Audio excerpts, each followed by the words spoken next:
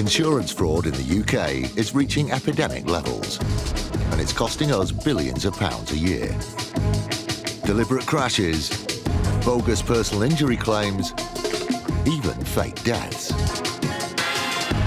The fraudsters are risking more and more to make a quick killing. And every year, it's adding up to £50 to your insurance bill. Insurers are fighting back, armed with covert surveillance systems. How they think they can get away with it, I don't know, when the evidence from the camera is so clear. Sophisticated data analysis techniques. This is connected to a bank account and a second mobile phone number. And a newly formed dedicated police unit. Police, get back! They're catching the criminals red-handed. All those con men, scammers, cheats on the fiddle, now they're caught in the act and claimed and shamed.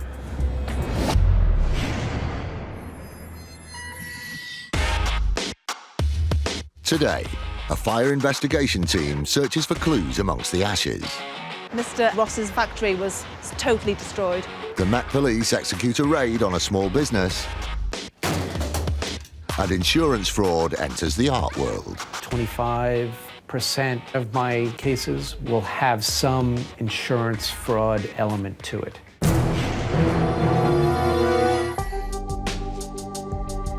It's just after 9 p.m. on the 19th of August 2009. A massive fire has engulfed a carpet warehouse at the Knowsley Industrial Park, Liverpool. Fire service. Oh, hi, listen, I'm just working late, my warehouse is on fire, and all outside's on fire. Well, on the night the call came in, it was about 9:05 in the evening. A fire was reported by a treble 9 call. It's literally... sorry. Are you okay? Initially, the Merseyside Fire Department dispatched 2 fire engines to deal with the blaze. On arrival, Fire Officer Miles Platt knew they would need more help. I got called to the incident as it was developing. I quickly assessed the scene and I realised that this was a significant blaze. It was a warm summer's evening, there was a strong wind blowing, and this intense fire was spread over a large geographical area. And very quickly I realised that we'd need to get a lot of assets down there on the ground to actually deal with this incident and ultimately extinguish it. The Merseyside Fire Department arrives to find warehouse owner Elliot Ross watching his business go up in flames.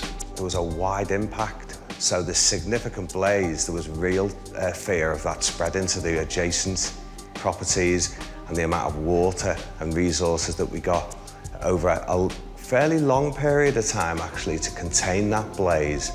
The fire was so intense, 6 other businesses on the estate had their buildings damaged by the blaze. It took 12 fire engines to tame the flames. You've actually got pallets and machinery that's on fire. You've got vehicles in another geographical location which are on fire. We had to shut down roads to access water supplies, to make the public safe. The destruction to the carpet warehouse was so extensive, business owner Elliot Ross would need to file an insurance claim of £200,000 to cover the damage. The Merseyside Fire Department knew that the fire had started in 3 places. This is very unlikely to occur without human intervention.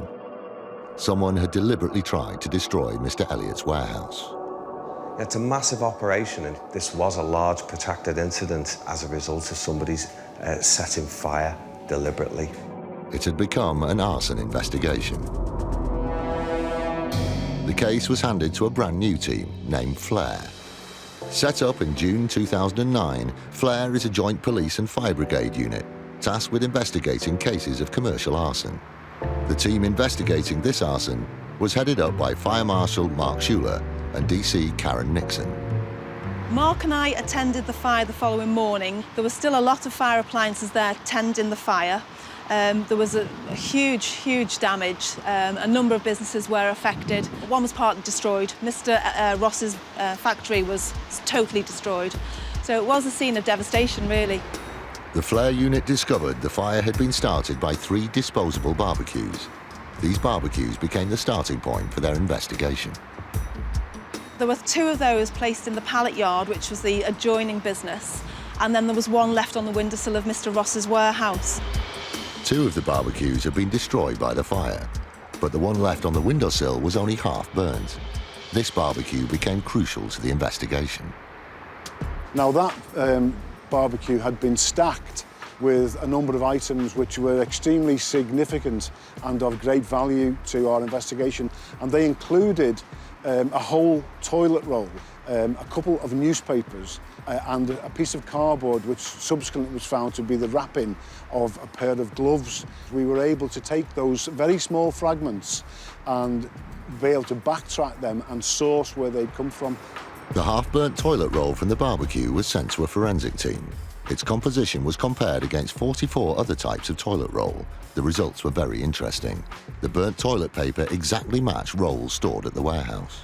The toilet roll that was recovered in the barbecue at the seat of fire was identical to the toilet rolls that Mr. Elliot Ross had in his premises, and nobody else had those, so it was a very strong link. This revealed that the fire was started by someone who had access to the warehouse.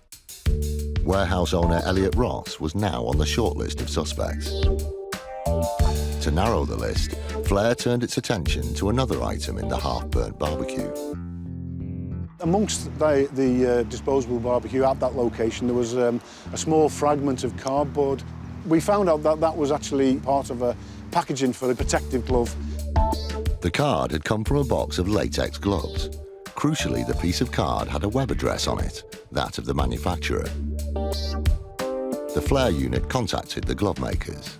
They were able to tell us that the glove packaging was theirs and that they made them for a well-known large supermarket chain. Significantly for us, that particular packaging had only been available from May of that year, so there was only 43 sales of those gloves in the Merseyside area. But it actually gave us one purchase of gloves that was the night before the arson attack, and it was actually at a large supermarket which was near to where Mr. Ross lived. From just fragments of evidence, the Flair unit had found a prime suspect. Warehouse owner Elliot Ross. But they would need much more conclusive evidence to prove their suspicions. Technology was to provide the next breakthrough. The Flair unit was granted access to information about Mr. Ross's mobile phone. Specifically, they had a map where the phone was each time it had been used. We were able to put Mr. Ross within 900 metres of that supermarket on that evening. And then subsequently to that, we got further information which enabled us to actually put him outside and then inside that supermarket at the time of the purchase. The Flair unit knew it was close and needed one last piece of evidence. So they went back to the supermarket to ask for a detailed list of purchases from the night before the fire. From that, the Flair unit discovered that Mr. Ross had made purchases in the store. Very incriminating purchases. A bottle of flammable liquid. Some extra long matches. And most importantly, the box of latex gloves whose packaging was found stuffed in the half-burnt barbecue. The Flair unit had got its man. At Liverpool Crown Court, Elliot Ross pleaded not guilty. But after a 4-week trial, the jury reached their verdict. He was sentenced to 5.5 years in prison. Maybe it wasn't his intention to cause so much damage, but he didn't know the risk that he was going to place all those firefighters that had to tackle those 2 seats of fire simultaneously. He didn't think about that, did he? Yes, I do think Elliot Ross understood the seriousness of his actions.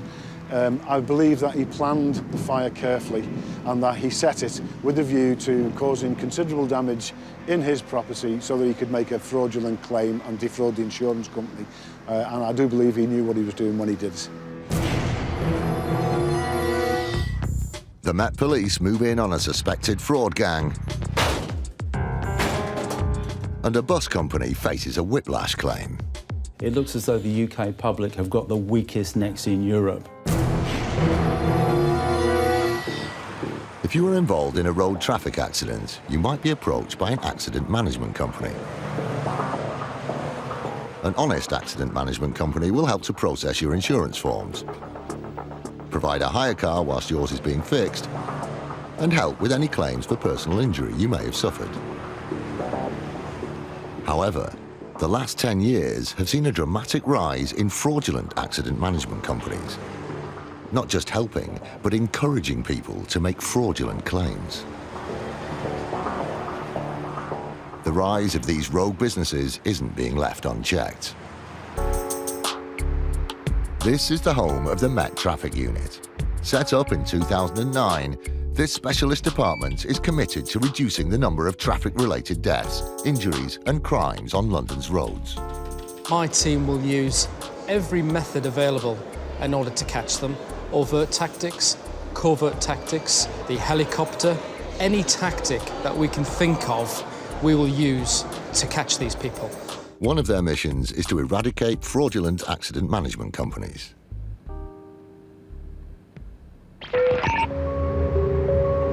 Today, the traffic unit is executing a multiple location raid on an accident management company that's believed to be involved in fraudulent activity. We're hoping to execute a search warrant and arrest a director of an accident management company that we believe, or certainly suspect, has been involved in arranging induced collisions. And of course, part of today will be to obtain the evidence to support our suspicions. We've certainly been investigating them for some 8 to 9 months now. So we're quite happy that they're involved in criminality. The small business being raided is suspected to be orchestrating induced collisions, also known as crash for cash. Crash for cash is a term given to collisions executed in order to make money from motor insurance policies. And it's big business. There are an estimated 30,000 crash for cash incidents per year on Britain's roads, valued at least £350 million, adding an average of £44 to your motor insurance bill every year. Also from the Met Traffic Unit is DC E-Stick. I'll have one uniform with me going in. Yeah. I mean, the bill works. Mr. Please, can you open up, please? There's no sign of the suspect. If he's in, he's not opening the door. I don't think there's anyone in. We've got a warrant, so we're going to have a look inside it. We're going to get the enforcer around to try and do the door, because we've got 2 locks on. That lock's on and that lock's on, so I think it's going to be a bit of a struggle for us to open it now. A local unit is called to batter the door down.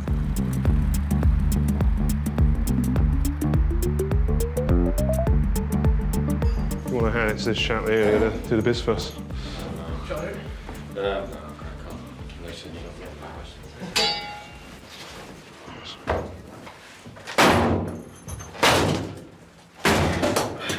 Right, well done, mate. It's all clear, there isn't everybody in. We've come to the address. The man we were looking for is not present, but we've forced entry because we've got a search warrant, and we're just in the process of searching the premises for any evidence relating to what we're investigating. The traffic unit starts the search for evidence of fraud. We're really looking for documentary evidence. We're looking for anything in relation to claims. Surveillance documents and mobile phones. Very soon, the team accumulates what they came for. We found quite a lot of documents, a lot of banking documents, and a lot of documents in relation to accidents, even accidents that the actual person's had, who actually owns a flat or lives in the flat. And we found a lot of SIM cards in there as well. So I'm interested to know what that's regarding. Perhaps he's selling them on, or perhaps that's part of a larger conspiracy. D.I. Hindmarsh leaves the raid location. He heads off to oversee the search of the HQ of the accident claims company. The Met Traffic Unit continues its search for evidence. We've got 2 vehicles that we believe have been used in this particular crime. We're going to seize them. Your car insurance doesn't just cover the cost of vehicle repair. It will also pay your medical bills if you suffer an injury whilst driving. The most common injury sustained in a motor vehicle incident is whiplash.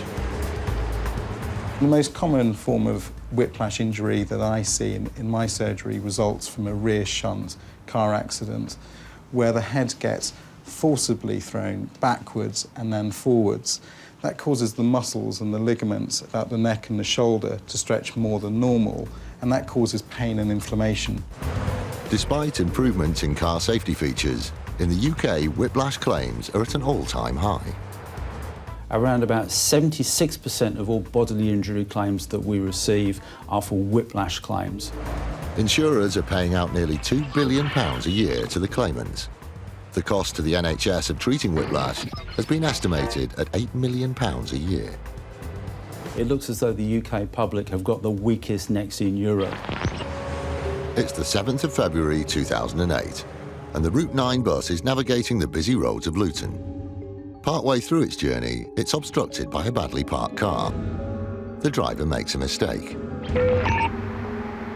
He was confronted by a Golf which was parked at a very strange, awkward angle, so he had to slow right down and wait for approaching traffic to go by before he could try and manoeuvre around it. Unfortunately, as he manoeuvred around it, he misjudged the situation and he caught the car as he went by. The owner of the car, Shazma Dad, takes the details of the Arriva bus and its driver. Our driver, after the incident, quite rightly accepted that the accident was his fault and filled in the report form. Within 7 days of that incident, a solicitor's letter arrived at Arriva. That letter was claiming not only for the damage to the vehicle, but it was also claiming for personal injury.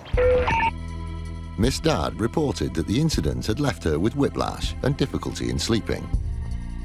She was now seeking financial compensation from the bus company. As a matter of course, the claims handler compared Miss Dad's account of events against the bus driver's report. The bus driver's report stated that no one was in the car at the time of the incident. Possibly something that could be resolved by one of the 9 cameras on the Arriva bus. And the rear-view camera revealed that Miss Dad was not in her car at the moment it was struck, confirming the bus driver's report. So where was she? The rear-view camera showed our driver getting out of his bus, walking back to the car, looking round, going into the nearby shop, walking back out with Miss Dad. So Miss Dad was not in her car at the time of the accident. In fact, she only learnt of the scrape after she'd been found by the bus driver in a nearby shop. Amazingly, Miss Dad still had the nerve to claim for whiplash. On being confronted with the CCTV evidence, Miss Dad withdrew her claim and paid costs and damages to the bus company. But that wasn't the end of it for her. We were not prepared to let it rest there. We want to send out a clear message to people that they should not try and defraud Arriva. So we passed the papers to the Bedfordshire Police and they decided to prosecute her for fraud. Shazma Dad pleaded guilty and was given a conditional discharge. I guess that bus companies are regarded by some people as an easy target, but what I should make clear to them is that bus companies are not easy targets, and in fact we are at the forefront of the fight against fraud.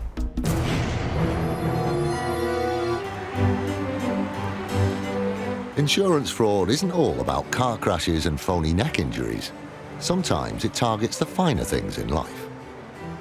This is the headquarters of the Art Loss Register, a specialist team based in central London. When a piece of artwork is lost or stolen anywhere in the world, the Art Loss Register team make it their mission to track it down and get it back. They are led by New York lawyer Chris Marinello. We are everywhere in every art market throughout the world, but we're really a small team of about 15 to 20 people. Chris and his crack team of investigators will do whatever it takes to retrieve stolen art. I coordinate with law enforcement, other lawyers, theft victims, sometimes setting up sting operations in conjunction with law enforcement. Basically, I'm the person who recovers the artwork. Sometimes the Art Loss Register helps in the fight against fraud. It used to be that 98% of my cases were simple stolen art cases that were in need of art recovery services. But now, maybe 25% will have some insurance fraud element to it. One piece of art that came to its attention was this 16th century drawing, Portrait of a Man Wearing a Ruff by Ottavio Leone. Leone is not as well known as Picasso or Michelangelo, but his work is very detailed and very popular. He comes from a school of Italian Renaissance artists that were doing a lot of drawings in preparation for more major works. In 1993, the portrait was stolen from an art dealer's home. After an initial investigation, the Leone was nowhere to be found. The art dealer received a £10,000 payout from her insurance company, and the details of the stolen art went on the books of the art loss register. Art is easy to steal, it's transportable, you can hide it easily. 19 years after its disappearance, the portrait reappeared. It was now on the books of London auction house Sotheby's. Sotheby's were unaware that the portrait was stolen, but the art loss register were 100% aware. Back in January of 2012, we spotted this piece when we were doing routine checking for Sotheby's. And this item matched perfectly with one that had been reported stolen to us in 1993. We contacted the auction house, told them of the match. They pulled the item from the sale, allowing us to sort the matter out. Chris had contact details for the person selling the portrait, but no idea how they had come by the piece or what kind of person they were. He had to tread carefully. The person who had put the item up for sale could easily be involved in some seriously nasty crimes. Stolen art trades in the underworld at a rate of maybe 5 or 10% of the true value of the artwork. And they also barter amongst themselves for drugs and for weapons. And we've seen some hard evidence of a connection to international terrorism and the antiquities trade. Despite the unknown background of the seller, Chris decided to contact them directly. It transpired that the seller wasn't involved in underworld activity, but Chris was surprised at their response to his inquiry. I said, look, you're selling a stolen work of art. And she said, oh, no, I'm not doing that at all. It was stolen from me. And I said, oh, that's interesting. So you're our theft victim. The woman was both the current seller and the victim of the 1993 theft. This was a major surprise to Chris. He was determined to get to the bottom of where the painting had been for the last 19 years, so he questioned the woman further. I said, well, could you tell me the circumstances of how you recovered it? She said, oh, yes, my sister was shopping, found the piece, and then she remembered that it was mine, and she bought it, and then I bought it from her. Having received £10,000 from her insurance company for the loss of the portrait 19 years earlier, the woman could potentially be facing a fraud charge. However, with no proof that it was anything more sinister than a coincidence, Chris had to believe her. Advised by the original insurer, Chris gave the woman 2 options to avoid criminal proceedings. Keep the painting and reimburse your insurance company, or release your claim to the piece altogether. Despite escaping a criminal prosecution, the seller had a wish of her own. Then she called me and said, do I have to give you the frame? She goes, I paid a lot of money for that frame. And I said, you're just getting by without being charged with insurance fraud, and you're asking me to keep the frame. She goes, you're probably right. Okay, you can have the frame. With the painting recovered and held safely by the Art Loss Register, Chris entered it into an auction at Bonhams. The piece has lost value since the insurance company paid out, which happens. And it's possible that this piece could sell for anywhere between £5,000 and £8,000. As crazy as some of the scenarios that I have seen, that would not surprise me if she showed up and bid on this thing again.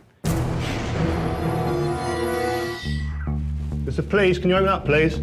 Today, officers from the Met Police Traffic Unit are raiding an accident management company suspected of fraud. They've completed a search for evidence at a suspect's flat. DI Hindmarsh has driven to a second location to continue the operation. I'm outside the accident management company now. At the premises, DI Hindmarsh is joined by a small team of Met police officers. They have a member of staff from the company with them. He is under arrest. So are they scanned onto the computer? Yeah, so really then most of what is in there is scanned on and it's on the computer, yeah? Okay. The search begins.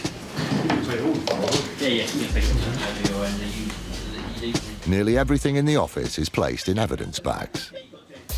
Of great interest to the traffic unit is a large quantity of cash found in one of the filing cabinets.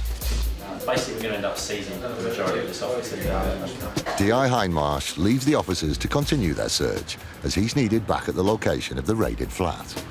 We're just on our way back to the address of the gentleman who wasn't in, because we've got two vehicles that we believe have been used in this particular crime, and as such, we're going to seize them.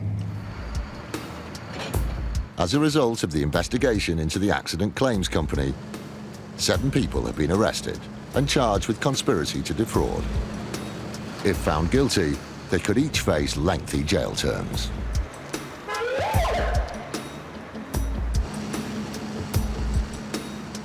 We're really, really pleased with the result. This has been about 8 or 9 months of work to get to the arrest phase. So to get the result that we have, yes, we're really, really pleased. But the work continues.